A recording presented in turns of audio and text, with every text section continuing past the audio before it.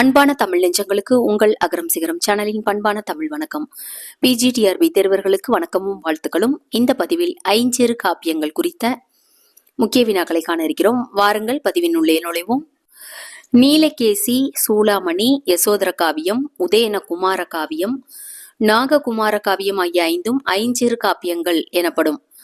இவற்றில் முதலாவதாக இருப்பது நீலகேசி. ஆசிரியர் பெயர் அறியப்படவில்லை. பாடல்கள் 894. இதோட பாவகை விருத்தப்பா. காலம் கிபி 5ஆம் நூற்றாண்டு. சருக்கங்கள் 10. சமயம் சமணம். இதுல நீலகேசி அப்படின்னா அதோட பொருள் கரிய கூந்தலை உடையவள் என்பது பொருள். இந்த நூலின் வேறு பெயர்கள் நீலகேசி திரட்டு, நீலகேசி திருட்டு. உரை ஆசிரியர் சமய திவாகார வாமன முனிவர். இவரோட வேறு பெயர் மல்லி சேனாசாரியர். சேனா ஆசாரியர் அப்படின்னு இவரோட மற்றொரு பேரு. கதை சுருக்கத்தை பார்த்தீங்க அப்படின்னு சொன்னா, பாஞ்சால நாட்டில் இடுகாட்டில் காளிக்கு உயிர் பலிங்கிறது நடந்துட்டு வருது. முனிச்சந்திரன் அப்படிங்கிற சமண முனிவர் தன்னோட தவ வலிமையால இந்த உயிர் பலி நடக்கிறத தடுத்து நிறுத்திடுறாரு. இதனால பழையனூர் நீலி அப்படிங்கிற ஒரு பேய காளி ஒரு இளவரசி உருவத்துல மாத்தி ஏவுறாங்க. இந்த பழையனூர் நீலி தோற்று போய் முனிவரிடமே மாணவியாக ஆகிறா.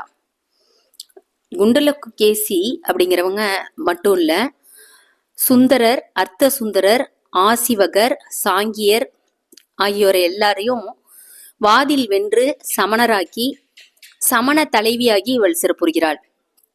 பாலாலயம் அப்படிங்கிற சுடுகாட்டுல நடக்கக்கூடிய காட்சிகளை அப்படியே நமக்கு காட்சிப்படுத்தி இந்த பாடல்கள்ல விளக்குகிறார் ஆசிரியர். தான் கனவில் கண்ட நீலகேசியின் வரலாற்றை நூலாக வடிப்பதை பற்றி ஆசிரியர் இந்த நூல்ல சொல்றார். நாவல் மரத்தின் கொம்பை நட்டு வாதத்திற்கு அழைப்பது, அதன் கிளையை முறித்தவர் வாதம் புரியும் தகுதி பெறல் முதலான பழைய சமுதாய வழக்கங்கள் நீலகேசியில் நம்ம பார்க்க முடியுது. இதன் மூலம் நம்ம நாவல் மர கொம்பு எவ்வளவு வலிமையானதுங்கிறதையும் தெரிஞ்சுக்க முடியுது. 2வது நூல் சூளாமணி. ஆசிரியர் தோளாமொழி தேவர். பாடல்கள் 2330. பாவகை விருத்தப்பா. காலம் கிபி 7ஆம் நூற்றாண்டு. சருக்கங்கள் 12. சமயம் சமணம். மிக்க ஒளிச்சிறப்பு நன்மைகள் உடையது சூளாமணி. திவிட்டனும் விசயனும் சூளாமணி போல ஒளிர்ந்த காரணத்தால் இந்த நூலுக்கு இந்த பெயர் வந்தது. இந்த நூலோட கதை சுருக்கம் பார்த்தீங்கன்னா, சுரமை நாட்டு மன்னன் பயாபதி, இவனுக்கு 2 மனைவியர் இருக்காங்க. அவங்க 2 பேருக்குமே திவிட்டன், விசயன் 2 புதல்வர்கள் பெறுகிறார்கள். அவங்கள்ட்ட அளவகண்டன் அப்படிங்கிற விஞ்சையர் தலைவன் தன்னை பணியாத திவிட்டன் மீது கோபம் கொள்கிறான். மாய சிங்கத்தை திவிட்டன் மீது ஏவறான். அவன் முன் நிற்க முடியாம மாயசிங்கம் பயந்து ஓடுது. குகையிலிருந்து உண்மையான சிங்கம் வருது. அதையும் திவிட்டன் வென்று அடக்குகிறான். திவிட்டன் அசுவகண்டன் மகள் சயம்பவை அப்படிங்கிறவளை திருமணம் பண்ணிக்கிறான். நடைபெற்ற போர்ல திவிட்டன் அசுவகண்டனை கொல்கிறான். திவிட்டனுக்கு சோதிமலை அப்படிங்கிற ஒரு பெண் பிறக்கிறாள். அவள் அமுதசேனன்கிற மாமன் மகளை திருமணம் பண்ணிக்கிறாள். திவிட்டன் துறவு மேற்கொண்டு முக்தி அடைகிறான். இப்ப இந்த கதையில ஒரு முக்கியமான ஒரு நீதி ஒன்று சொல்லப்படுகிறது. ஒருவனை யானை துரத்துவது போலவும் பயந்து ஓடிய அவன் பாலும் கிணற்றில் விழுகிறான். கிணற்றில் பாம்புகள் இருக்குது. அதை பார்த்து உயிருக்கு அஞ்சி நடுங்குறான். அஞ்சி அந்த கிணற்றில் ஊசலாடிய ஒரு கொடியை பிடிச்சி தொங்குறான். மேலே பார்த்தா அண்ணாந்து பார்த்தா மத யானை, கீழே குனிஞ்சு பார்த்தா நாகம். இதுக்கு நடுவுல மேலே இருந்த தேன்கூட்டிலிருந்து ஒரு தேன் துளி அவன் வாயில் விழுகிறது. உயிருக்கு இறுதியான மரண பயத்தில் இருக்கும்போது கூட அந்த தேனை அவன் சுவைத்து இன்புறுகிறான். இததான் உலக வாழ்வு இத்தகைய நிலையில்லா தன்மையுடையது என்கிறது சூளாமணி.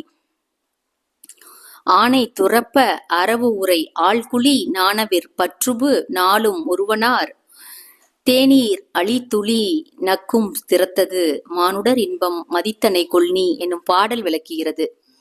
சூளாமணியோட மரபு குறிப்பு என்ன அப்படின்னு சொன்னா, ஸ்ரீபுராணம் என்னும் ஆறுகுத மாபுராணம், இதனை தழுவிதான் சூளாமணி எழுதப்பட்டது. விருத்தப்பாவில் சிறப்பாக எழுதியுள்ளார் இதனை அப்படின்னு மு. வரதராசனார் தமிழ் அறிஞர் குறிப்பிடுகிறார். பாகவதமும் சூளாமணியும் கதை கூறும் நோக்கில் ஒத்து இருக்கிறதுன்னு தமிழ் அண்ணல் அவர்கள் சிறப்பாக சொல்கிறார்.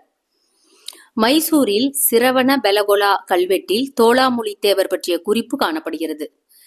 சிந்தாமணியை விட செம்மையான நடையை உடையது சூளாமணி அப்படின்னு கீவா ஜெகநாதன் அவர்கள் சொல்கிறார்.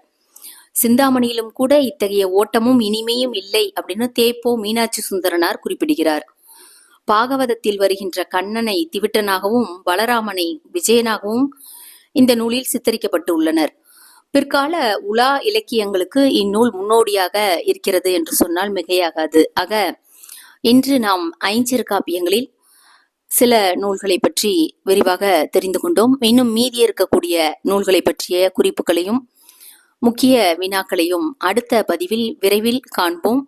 இந்த பதிவு உங்களுக்கு பிடிச்சிருந்தா லைக் பண்ணுங்க, ஷேர் பண்ணுங்க, கமெண்ட் பண்ணுங்க. மறக்காமல் உங்கள் அகரம் சிகரம் சேனலை சப்ஸ்கிரைப் செய்து கொள்ளுங்கள். மீண்டும் அடுத்த பதிவில் விரைவில் சந்திப்போமா? நன்றி, வணக்கம்.